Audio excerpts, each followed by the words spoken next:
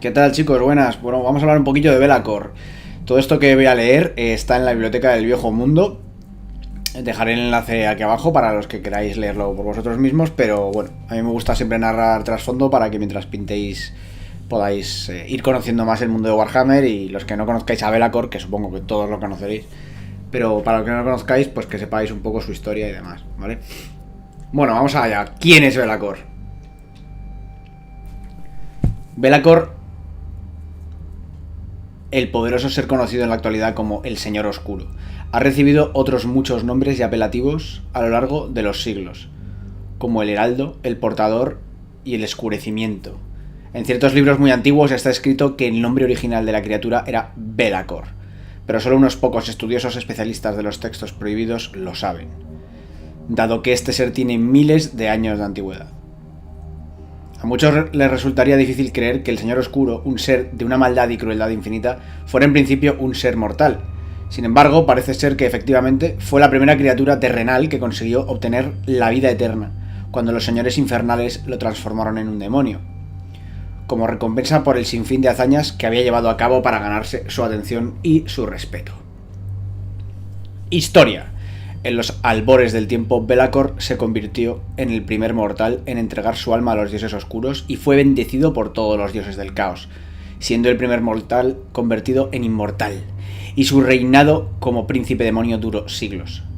Al reencarnarse en su forma de príncipe demonio, el Señor Oscuro se convirtió en una criatura terrorífica y abrumadoramente inmensa. En poco tiempo llegó a ser adorado como un dios por sus seguidores. Se cuenta que en un tiempo anterior a la guerra de los elfos contra el caos, Belacor dominaba el mundo con un puño de hierro, al mando de las hordas de demonios en nombre del caos. Como poseedor de un poder inimaginable, Belacor marchó al frente de los ejércitos del caos y condujo a las legiones infinitas de demonios a guerras titánicas que devastaron las tierras. Ningún mortal podía enfrentarse a él y acababa con millares de vidas con solo desearlo.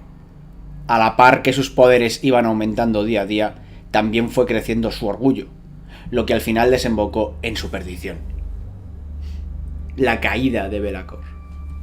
Como soberano absoluto del mundo, Belacor comenzó a mirar a los mortales con desdén, y su poder aumentó tanto que, henchido de arrogancia y orgullo, Belacor finalmente acabó por despertar la ira de los grandes dioses oscuros. En los textos oscuros está escrito que él se consideró igual a los dioses del caos y no como su sirviente, dejando de rendirles el debido respeto, incurriendo en la ira de los dioses cuando comenzó a desafiarlos, y que eso fue lo que hizo caer en desgracia a este ser. El Señor Oscuro fue desterrado de su posición privilegiada, y Tzeentch, el que cambia las cosas, le echó una maldición. De hijo predilecto del caos, pasó a convertirse en una criatura de espíritu llena de odio y confusión. Tzeentch le despojó de su poder, negándole la forma física, lo que le obligó a una servidumbre sin sentido al caos. Perdió todo atisbo de cordura y se transformó en un ente azaroso sin rumbo ni destino que solo gobernaba el reino oscuro de su propia locura. El Señor Oscuro ha existido durante miles de años, presa de la demencia, mientras el tiempo iba pasando con una lentitud agónica y desesperante en la que los minutos le parecían meses. Los confines de su torturada mente están constantemente inundados de pensamientos e ideas vagos e inconclusos, y todo él está lleno de frustración, rabia y odio. Tzeentch forzó a Belacor a convertirse en el Heraldo, el que corona al gran elegido. Tzeentch concedió el acceso del odio a su espíritu para las sendas secretas de la corona de la dominación, un yelmo de batalla antiguo que fue el símbolo del gran elegido. Esto solo es posible mediante la ejecución de un guantelete de demonios y engendros del caos, en el primer santuario del caos, en lo profundo de las montañas Filoespada. Pero Belacor nunca sería el mismo, un hecho que le indignó más que su estado incorpóreo. Como parte de la maldición, a este espíritu del caos, ahora insustancial y desprovisto de ambición, se le impuso una misión. Durante miles de años, en el mundo, ha sufrido multitudes de invasiones del caos, lideradas por todo tipo de demonios o guerreros mortales. Sin embargo, algunos de estos líderes destacan de entre los demás por ser paladines conquistadores de gran poder, a quienes los dioses del caos les han favorecido especialmente. Todos estos líderes han unificado a los seguidores de los dioses oscuros y han orquestado las grandes incursiones del caos que han sembrado la destrucción por el mundo. Cada una de estas invasiones podría perfectamente haber acabado obteniendo la dominación total y absoluta, pero todas han sido rechazadas a costa de muchas pérdidas. La marca del favor de los dioses oscuros que porta el privilegiado señor de la guerra encargado de dirigir las incursiones es la temible corona de la dominación, un símbolo de una gran fuerza para las criaturas del caos, que demuestra que los dioses mayores han elegido a este mortal para dirigir a los ejércitos. Antes del advenimiento de cada una de estas poderosas encarnaciones del caos, Be'lakor despierta de su tormentosa locura. Está condenado a acompañar a cada extraordinario señor de la guerra hasta el lugar donde reposa eternamente la corona de la dominación, y guiarlo por los senderos ocultos, por donde debe enfrentarse a un sinfín de desafíos mortales, para así demostrar su valía ante la mirada de los dioses. Una vez ha tomado la corona, el propio Señor Oscuro se ve obligado a llevar a cabo la oscura ceremonia de coronación, y colocar la corona sobre la frente del Señor de la Guerra, mientras la envidia y el odio corroen al príncipe demonio caído en desgracia. Después de haber puesto la corona sobre la frente del Señor de la Guerra, Be'lakor empieza a desvanecerse de vuelta al estado de existencia de permanente locura, a pesar de todos sus esfuerzos por resistirse al embate de la enajenación. Cada vez que presencia el nacimiento del unificador del caos, debe recordar con aflicción que le están robando el puesto que estaba originariamente destinado para él. Esta es la maldición que debe soportar. Estar obligado a ayudar a los señores de la guerra en su camino hacia la gloria, sabiendo que ellos, y no él, serán los que dirigirán a las espléndidas incursiones contra el mundo de los mortales. Coronaciones de los grandes elegidos. Be'lakor llevó a cabo su primera oscura coronación hace miles de años. El primer gran elegido, Morkar, el unificador, había levantado un gran ejército y con las bendiciones de los dioses oscuros se le encomendó la tarea de hacer del mundo un portal permanente al caos. Gritando su furia a los vientos, Be'lakor descendió a su propio reino de la locura, al no ver victorias por parte de Morkar, y el nacimiento del hombre que sería la gran pesadilla del caos, Sigmar. El estado de servidumbre en el que se ve obligado a vivir enciende las llamas de la envidia y de la frustración en el corazón de Be'lakor, que cae rápidamente en un estado de demencia. Sigmar se reunió con Morkar en una batalla que determinaría el destino del mundo. La batalla fue comparada a la existente entre los dioses, pero al final Sigmar realizó un golpe mortal, destruyendo a Morkar y poniendo fin a su incursión. De las cenizas de esta batalla, Sigmar se convirtió en el primer emperador de las tribus humanas unidas. Durante miles de años desde entonces, su imperio ha perdurado como un faro de la humanidad. Debido a la naturaleza inconstante del caos, Be'lakor logra escapar de su maldición durante un tiempo como Señor Oscuro de la ciudad de las ruinas de Morheim. Allí Be'lakor fue capaz de evitar su odiado deber y poseyó el cuerpo de un Cardoon el Glorioso, el tercer gran elegido, pero acababa atrapado, retenido por la piedra bruja que impregnaba las ruinas de Morheim, e incapaz de escapar. Se convirtió en un nuevo emperador oscuro, que se fue proclamando su soberanía sobre la ciudad de los condenados. Bautizado como el Señor Oscuro, el amo de los poseídos, los seguidores de los cultos del caos procedentes de todos los rincones del imperio se reunían para jurar la obediencia. Aunque nadie sabía si era un hombre o un demonio, muchos proclamaban que era el Salvador y buscaban afanosamente cumplir su voluntad. Con el poder de los poseídos apoyándoles, los seguidores del Señor Oscuro se hicieron poderosos en Morheim. En la matanza de la calle de la Plata del culto de los poseídos, emboscó y destruyó una gran fuerza enviada para aniquilarlos. Las calles de Morheim pertenecían al Señor Oscuro y a sus servidores. Todas las bandas de poseídos reunieron piedra bruja para el Señor Oscuro, que permanecía oculto en el pozo, donde se dice que estaba protegido por titánicos poseídos del tamaño de casas. Creía que había derrotado la maldición de los dioses oscuros, pero al final, consumido por la ira y por el odio, Be'lakor ve como su forma corpórea es destruida, para diversión de los dioses, cuando no pudo llegar a la corona de la dominación en su forma física. Be'lakor regresa a su torturada existencia y lentamente pierde la poca cordura que le quedaba, obligado de nuevo a los caminos de las sombras para proteger a la corona de la dominación. Cientos de años después, Asabar Kul, el ungido, se convirtió en el próximo gran elegido, liderando una campaña de muerte y destrucción a través de las tierras decadentes y corruptas del imperio. Sin embargo, como en épocas pasadas, un campeón de la luz se levantó para desafiar al caos. en la hora más oscura de la humanidad. En este caso fue Magnus el Piadoso, el futuro emperador del Imperio de Sigmar.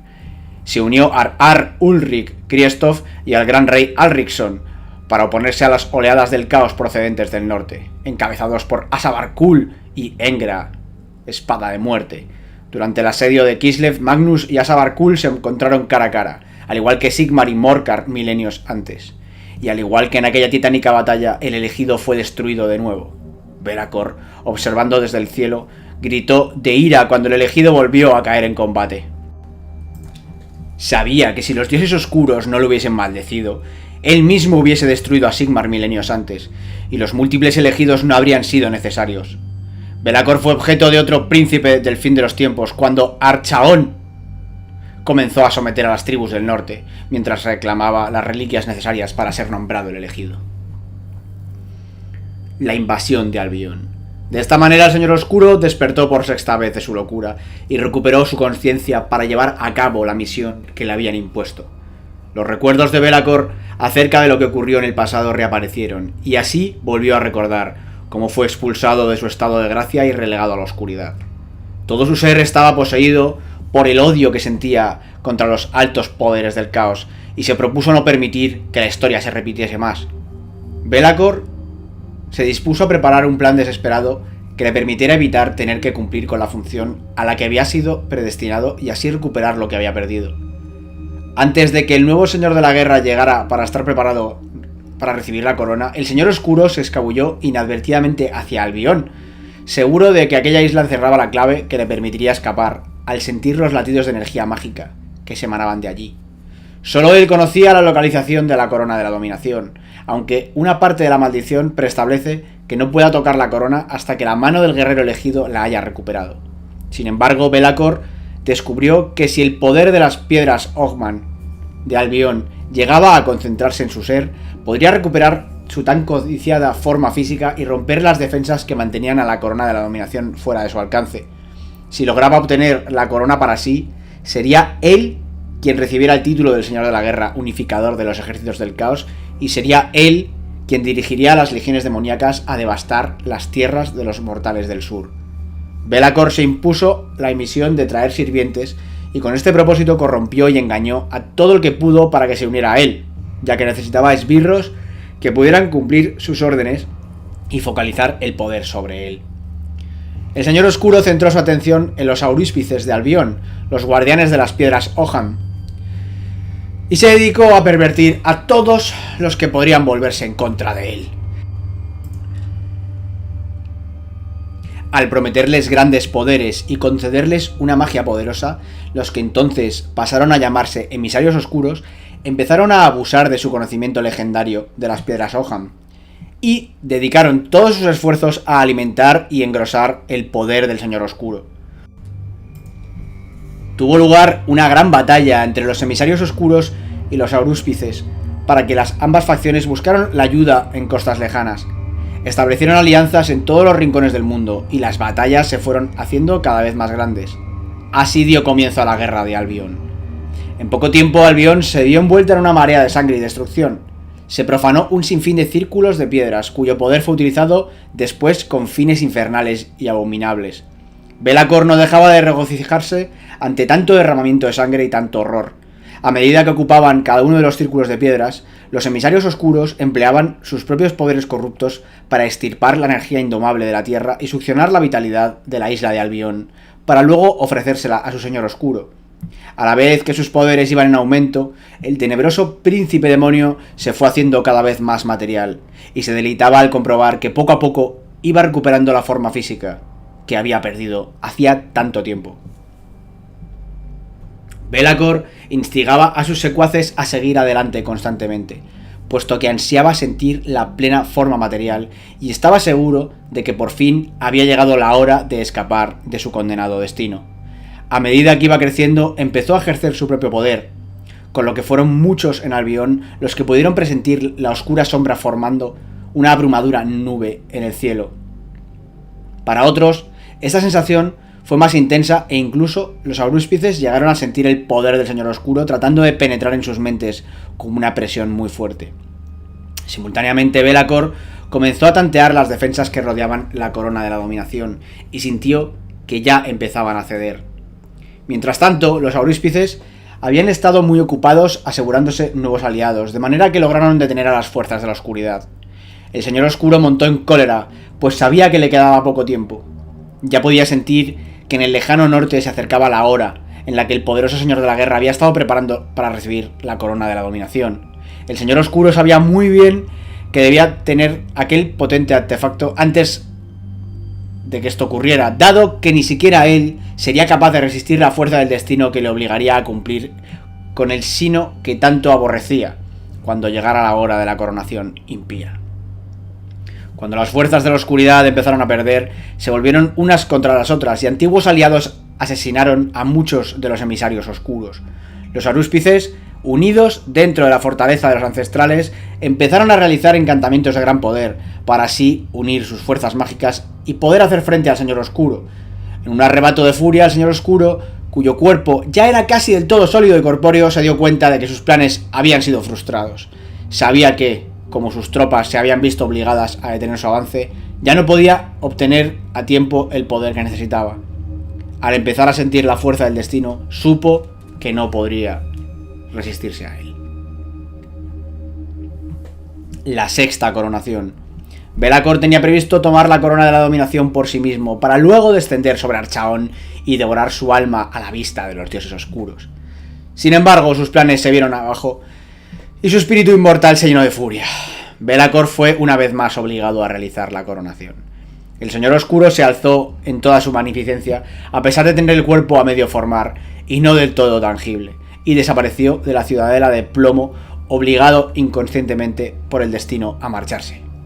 Atrás dejaba a sus secuaces, que siguieron la lucha contra los auríspices sin su ayuda. Descendiendo como un ángel oscuro, Belacor se arrodilló ante Archaon. El odio y la ira llenaron su alma, pues después de coronarlo como gran elegido. Pero gracias a sus nuevos poderes, Belacor aprendió muchas cosas. Comprendió que las incursiones se estaban haciendo cada vez más frecuentes y que se acercaba la hora en la que el mundo acabaría por sufrir el ataque de una incursión omnipotente que duraría hasta el fin de los tiempos. No importaba cuánto tiempo transcurriera, aunque fuesen siglos, ya que dicha incursión hubiera conquistado todas las tierras por el tiempo, no significaba nada para los dioses del caos. El odio cubrió por completo al Señor Oscuro al darse cuenta de que él iba a estar al mando de los ejércitos del caos en esas gloriosas batallas finales. No iba a ser él. Con el odio le sobrevino otra curiosa revelación. Belacor se percató de que con el poder que había reunido en su ser durante la guerra de Albion, era capaz de resistir otro nuevo descenso a la locura. Se había librado de su maldito destino. Si bien no había logrado todo lo que se había propuesto, los planes maléficos del Señor Oscuro no habían hecho más que empezar. Después de coronar al nuevo líder del caos, el Señor Oscuro se retiró al reino del caos, con ansias renovadas de poder y venganza. Los planes de la rabia le habían inspirado consistían en cobrarse la venganza de los dioses oscuros. Así, sumido en la oscuridad, el ser conocido como Belacor trama venganza, mientras el mundo cada vez es más consciente de los tiempos sombríos y sangrientos que se avecinan, y para los que falta cada vez menos, unos tiempos en los que las tierras volverán a sentir el poder infernal del caos. Aquí vendría la tormenta del caos, que no la voy a leer ya que Workshop, la propia empresa, la descanonizó. Así que esta historia, si la queréis leer, está en el enlace que he puesto debajo. No voy a perder tiempo leyéndola porque no es canon. Y bueno, ahí podéis leer una especie de... Es un what if, realmente, de qué hubiese pasado. Es muy interesante, en su tiempo moló mucho, pero ya no es canon. Así que pasaríamos directamente al fin de los tiempos. Durante los eventos del fin de los tiempos, Belacor había conseguido de alguna forma el suficiente poder para librarse de los límites de su maldición y estaba listo para regresar a su antigua gloria e incluso algo más, puesto que pretendía seguir conspirando para convertirse en el quinto dios del caos. El Señor Oscuro irrumpió en la olvidada fortaleza enana de Kazat Drengazi, lugar donde se encontraba el propio Grimnir, y donde había un templo que contenía la puerta del caos que el propio Grimnir usó para llegar al reino del caos hacía milenios, y que el propio dios ancestro custodiaba desde entonces. Belacor usó el poder de la puerta del caos para romper definitivamente la maldición de Thange, recuperando su forma física, y convocó a 4 grandes demonios, uno por cada dios mayor, El Señor Oscuro pretendía tomar todo el poder de Grimnir y ascender para convertirse por fin en el quinto gran poder. Sin embargo, no contaba con la aparición de los aventureros Gotrek y Félix, quienes desbarataron junto con el propio Grimnir los planes de Be'lakor, quien terminó siendo devuelto al Reino del Caos. Pero ese no fue el final de Be'lakor durante el fin de los tiempos. Defensa del Claro de la Eternidad. Be'lakor se había considerado una vez más el más grande de todos los siervos de los dioses oscuros, pero una y otra vez sus amos habían elevado a un mortal por encima de él. Su humillación más reciente también había sido la más importante: ordenar a los primeros malditos la coronación de Archaon, como el 13º elegido, un estado que era con razón de Be'lakor. Desde entonces, el príncipe demonio había buscado algún modo de sabotear los planes de Archaon, o mejor aún, de prevenirlos. Con la excavación de Middenheim casi completada, las opciones de Be'lakor se estaban reduciendo, lo suficiente como para forzar su mano en Azenloren. El Señor Oscuro pudo reunir a algunos de sus aliados para enfrentarse a las fuerzas del Orden en el Bosque Eterno, entre ellos Celebrimbor, quien terminó de traicionar por completo a los suyos, y otros tantos aliados cultivados hacía mucho tiempo. Durante la batalla del Claro de la Eternidad, Be'lakor permaneció en las sombras con la intención de corromper el roble eterno, para mayor gloria de los dioses del caos y recuperar su favor frente a Archaon. Sin embargo, fue detenido por Tyrion, renacido como el encarnado de la luz, quien detuvo la magia de Be'lakor y partió con el colmillo solar al demonio por la mitad, quien pudo escuchar la risa una vez más de los dioses del caos durante su caída. Tras la batalla del Claro de la Eternidad, Be'lakor se refugió en las sombras tras la batalla, una vez más para seguir maquinando. Acudió a la celda de Manfred von Karstein, quien había sido traicionado por Nagas y vendido a los elfos para ganarse el favor, y lo liberó. Además, se aseguró de que los dioses del caos supieran del refugio de Lileath y su plan final. Durante su intento de matar a Lileath y consumir su poder divino, fue capturado por Malekith e interrogado para descubrir los planes de los dioses del caos.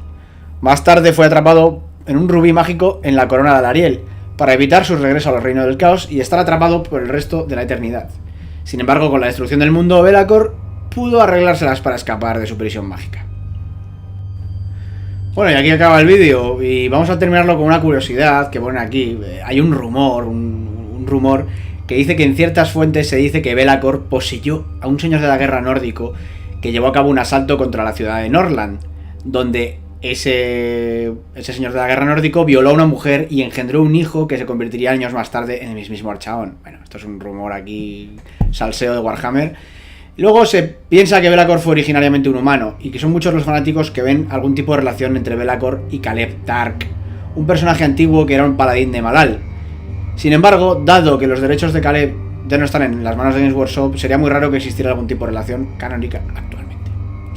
Bueno, aquí termina la historia de Be'lakor, el resumen de la historia de Be'lakor en Warhammer Fantasy, pero es necesario para conocer lo que ocurre con él en Age of Sigmar. Así que en futuros vídeos, si os ha gustado este vídeo, comentar, dar like, y si queréis saber qué ha ocurrido con Be'lakor y por qué está en Age of Sigmar o cuál es su historia en Age of Sigmar, pues no paréis de pedírmelo, y si llegamos a un buen número de peticiones, sin duda que lo haremos.